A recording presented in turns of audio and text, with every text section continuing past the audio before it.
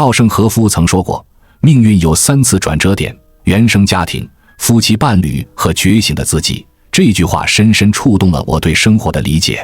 回想起自己的人生经历，我发现无论是在原生家庭中成长，还是与夫妻伴侣共度一生，以及觉醒自我的过程中，都离不开这3个重要的转折点。身边总有那么一些人，他们以自己的经历和经验讲述着生活的真相。这些人或许是成功的企业家，或许是坚守本心的艺术家，亦或是智慧的年长者。他们用自己的智慧和勇气去面对生活的挑战，成为了我们生活中的智者。我对这些智者充满了敬佩和钦佩之情，因为他们用自己的努力和智慧改变了自己的命运。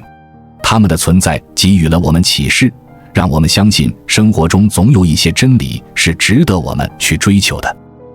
然而，生活并非尽如人意，在追求成功的过程中，我们也会遇到各种困难和挫折。有时候，我们会因为过于追求物质上的成功而疏忽了内心的需求；有时候，我们会因为对他人的期望而迷失了自己。回首往事，我深感后悔，因为这些不好的经历让我错失了一些珍贵的机会和真爱。然而，生活也教会了我许多宝贵的经验。我明白了，成功并非只包括物质上的成就，更重要的是内心的满足和喜悦。我开始注重与家人共度的时光，关注自己的内心需求，并且从中找到了真正属于我的幸福。通过自身的奋斗和努力，我逐渐找到了适合自己的道路，并且在其中取得了一定的成就。稻盛和夫的名言告诉我们，命运的转折点是人生中至关重要的时刻。无论是在原生家庭中、夫妻伴侣的陪伴下，还是觉醒的自己中，我们都应该用心去体验和感悟生活的真谛。生活中的智者们给予了我们启示，提醒我们要保持平常心态，勇往直前。面对人生的起伏和挑战，我们要以积极的态度去面对，用心去感受和领悟。在我们的人生旅途中，每个人都会面临许多转折点，这些转折点往往会影响我们的命运。我将从这3个方面阐述命运转折点的内涵，并分享一些实用的建议，希望能引起大家的共鸣。1. 原生家庭。每个人的成长环境都是不同的，原生家庭对人的影响也是不可忽视的。在我们的成长过程中，父母、亲戚、朋友等人的言行举止会在无形中塑造我们的性格和价值观。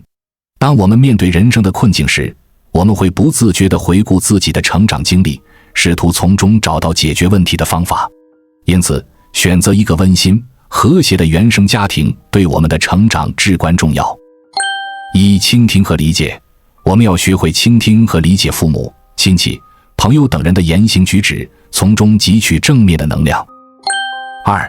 建立良好的人际关系。在成长过程中，我们要学会与他人建立良好的关系，这将有助于我们更好地应对人生的挑战。3. 自我反思。当我们遇到困境时，要学会自我反思，从成长经历中找到解决问题的方法。2. 夫妻伴侣。婚姻是我们人生中非常重要的一个阶段，夫妻伴侣是我们生活中最重要的伙伴之一。夫妻伴侣间的默契和信任能够让我们更好地应对人生的挑战。1. 互相扶持。在婚姻中，夫妻双方要互相扶持，共同面对人生的挑战。2. 培养默契。要培养夫妻间的默契，多沟通，多交流，增进彼此的了解。3. 宽容和理解。在遇到分歧时，要学会宽容和理解对方，不要轻易放弃婚姻。3. 觉醒的自己。随着年龄的增长和生活经验的积累，我们会逐渐觉醒，意识到自己的不足和需要改进的地方。觉醒的自己是我们人生中最重要的转折点之一。1. 自我反思。要经常自我反思，了解自己的优点和不足之处，明确自己的目标和方向。2. 持续学习。我们要不断学习新的知识和技能，以应对生活中的挑战。同时，要关注身边的人和事，积累经验教训。3. 调整心态。要学会调整心态，积极面对生活中的挫折和困难。当我们能够正确地看待自己和他人的错误时，我们就能更好地应对生活中的挑战。除了以上3个转折点外，我们还可以从其他方面来提高自己的命运层次，例如选择正确的职业方向，拥有健康的身体，拥有积极的心态等等。这些因素都会影响我们的命运。因此，我们要时刻关注自己的内心世界，不断提高自己的综合素质和能力水平。在我们进一步探索之前，别忘了关注才知道并点击小铃铛。我们将继续揭示更多关于金钱的真相，祝你迅速实现财务自由。人生就是一个觉醒和重塑的过程。纵观稻盛和夫传奇的一生，你会发现他的成长始于3次决定性的觉醒。第一次觉醒，从固定型思维到成长型思维。稻盛和夫刚毕业时，曾入职一家濒临破产的陶瓷生产企业。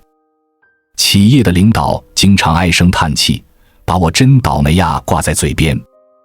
产品不合格被客户退回来，他怪客户要求太高；新型材料研发失败，他说研发太难。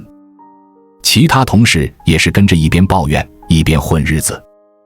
稻盛和夫深受其影响，写信向家里人大倒苦水，却被哥哥一顿痛骂，一个只顾抱怨的人会有什么出息？这句话一下子敲醒了稻盛和夫，他不再跟着同事一起发牢骚，而是带着锅碗瓢盆住进了实验室，昼夜不分，全身心地投入研究工作。在历经数百次的失败后，奇迹发生了，他成功研制出了新型材料。一时间，客户纷纷抢着下订单。就这样，他不仅拯救了岌岌可危的企业，人生也进入了良性循环。斯坦福大学心理学家卡罗尔·德维克将人的思维模式分为2种：固定型思维和成长型思维。固定型思维的人，一遇到挫折就畏首畏尾，止步不前；而拥有成长型思维的人，心态积极，遇到问题能反躬自省，永不言弃。从固定型思维到成长型思维，是人生的第一次觉醒，也是心态上的跃迁。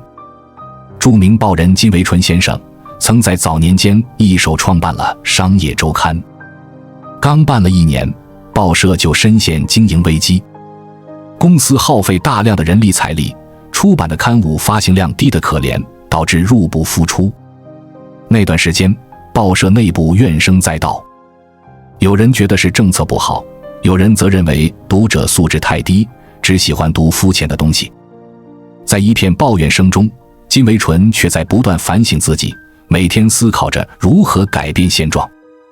他不停地向前辈取经，学习经验，同时还聘请大量优秀编辑，不断改进风格，在保持内容深度的同时，让文章兼具可读性。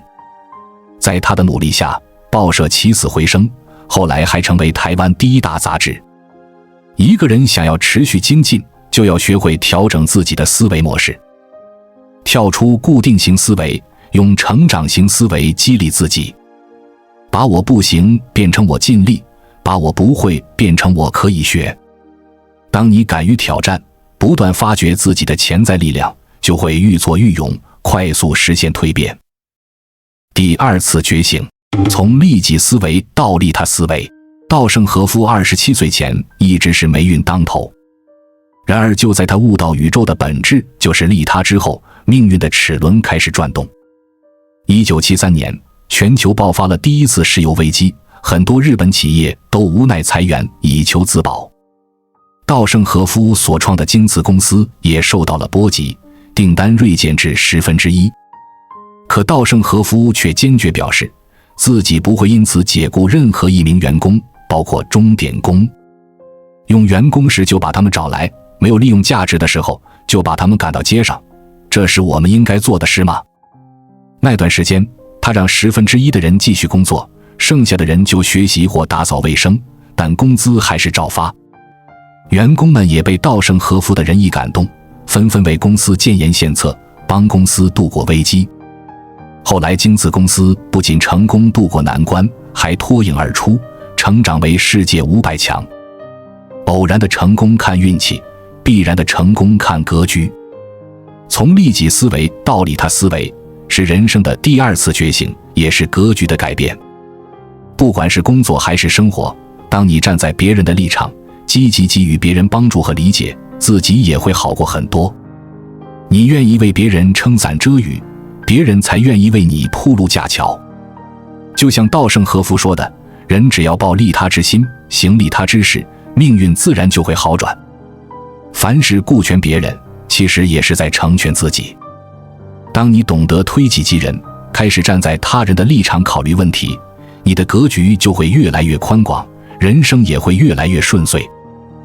第三次觉醒，从囚徒思维到变通思维。理想国中讲过这样一个故事，许多囚徒被关在山洞里，定睛看着墙上的幻影。这些幻影是人为制造的，可是囚徒们却把它当成世界的真实面目，沉浸其中。直到有一天，一个囚徒逃离出了洞穴，发现了外面真实的世界，连忙回去告诉同伴。可同伴们却压根不信，还视他为叛徒，无情地把他杀害了。其实困住囚犯的从来不是山洞，而是脑海中那道无形的囚笼。生活中很多人之所以遇到问题停滞不前，走进死胡同，就是因为思维固化，陷入这种囚徒思维。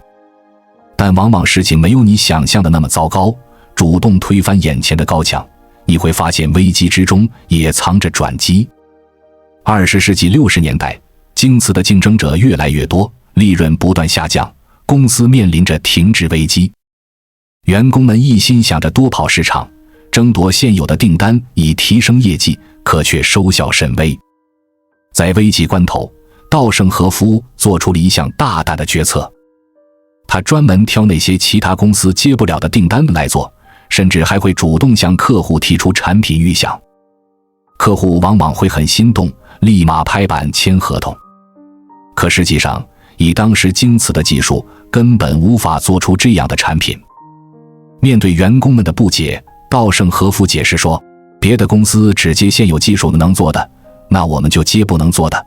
既然技术不够，那我们就反过来用订单逼着我们研究新技术。在巨大压力下，京瓷的研发团队不断向新产品、向未知的领域发起挑战，攻克了一个个技术难关。没过几年，京瓷便重新跻身行业头部。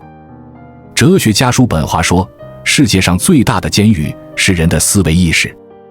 当你遭遇瓶颈，走到死胡同时，试着提醒自己，山不过来我过去，此路不通换条路。让自己从囚徒思维进阶到变通思维，是人生的第三次觉醒，也是思维的升级。稻盛和夫说，命运有3次转折点：原生家庭、夫妻伴侣和觉醒的自己。如果没有优越的家庭、如意的伴侣，那一定要唤醒那个强大的自己，重新为命运洗牌。如果你不读书、不运动、不节制消费、不反省自律、无兴趣、无目标、无期望，生活是不会变好的。好起来的从来不是生活，而是你自己。人这一辈子，出生在什么样的家庭，有怎样的父母，接受怎样的教育，都由不得自己做主，也由不得自己选择。所以，一个人有开明的父母、优越的家庭，会是他一生幸运的开始。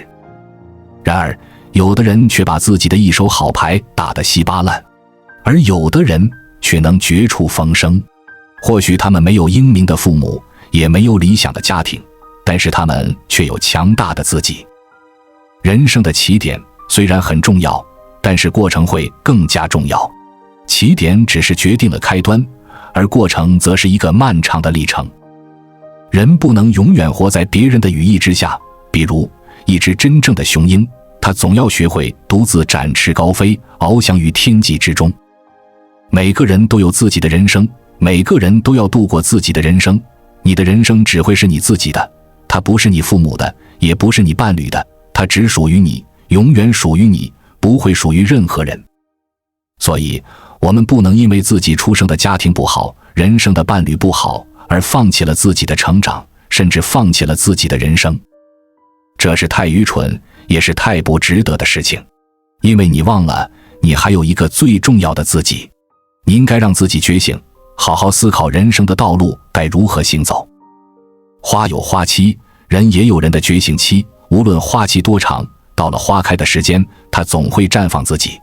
人也是如此，尽管每个人开悟的时间有早有晚，但是不要紧，能醒悟的人迟早都会醒来。莫言在《晚熟的人》中说，世界上的事儿就是这样，无论多么高的山，也有鸟飞过去；无论多么密的网，也有鱼钻过去。人只有知道自己无知之后，才能从骨子里谦和起来，不再恃才傲物，不再咄咄逼人。所以说，人总是越活越平和，我们称之为成长。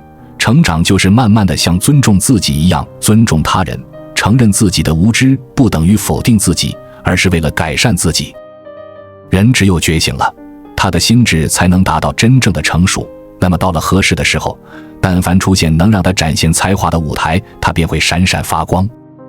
人生犹如一棵小树，经年累月的扎根深耕，才能长成一棵枝繁叶茂的参天大树。往后岁月，向下深深扎根，向上努力生长，让自己的生命绚丽多彩，繁花似锦。当一个人尝尽了社会的无情，人心的险恶，经济的压力，婚姻的不堪，你终会领悟到放下执念，善待自己。唯有读书和赚钱，才是一个人最好的修行，前者使人不惑，后者使人不屈。放下执念，善待自己，这意味着放下过去对事物的固有看法和期望，停止过度追求，执念于一些不切实际或负面的期待，而是以更宽容和善待的态度对待自己，接受自己的不完美和过去的经历，并努力朝着更好的方向发展。读书。通过阅读，一个人可以获得知识、智慧和更深层次的理解。阅读能够开阔思维，提供各种观点和见解，帮助应对人生中的挑战，并为解决问题提供新的视角和思路。它有助于使人保持冷静和理智，不被短视或情绪所左右。赚钱。经济独立和财务稳定是现代生活中的重要方面。能够赚钱不仅提供物质上的支持，还可以增加自主权和自由度，减轻压力，并提供更多选择。通过经济实力，人们可以更好地应对挑战，为自己和家人创造更好的生活条件。修行。在这个语境下，修行指的是个人的成长和自我完善。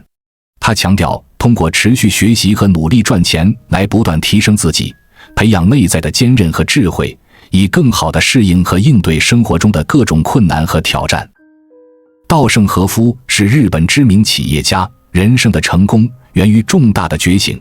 这句话表达了一种对个人成长和成功的重要认知。重大的觉醒指的是人生中的重要领悟或者觉醒时刻，这些时刻可能源于个人经历、困境、挑战、学习或心灵深处的体验，能够让人对自身、生活、目标或价值观有新的认知和理解。这样的觉醒可能是突然的，也可能是渐进的，但它们通常能够深刻地改变一个人对世界的看法，引领着新的行动和方向。人生的成功在这里不仅指经济或职业上的成就，还包括个人成长、内心满足感和对生活的满意度。稻盛和夫认为，这种成功往往源自于经历了重大觉醒后对人生的深刻理解和改变。这样的认知变革有助于人们更加明晰自己的目标、价值观和内心需求，并以此为基础去追求更有意义、更充实的生活。人生就是一个不断觉醒和重塑的过程，觉醒的程度不同，到达的境界就不同，人生走向也会大不相同。想要让自己实现蜕变，一定要及早敲醒自己，从心态、格局、思维上进行转变。你的每一次觉醒都会帮你链接到更广阔的天地，让你的人生抵达更高的台阶。人生是一个不断觉醒和重塑的过程，每个人的觉醒程度不同，这决定了他们达到的境界和人生的走向。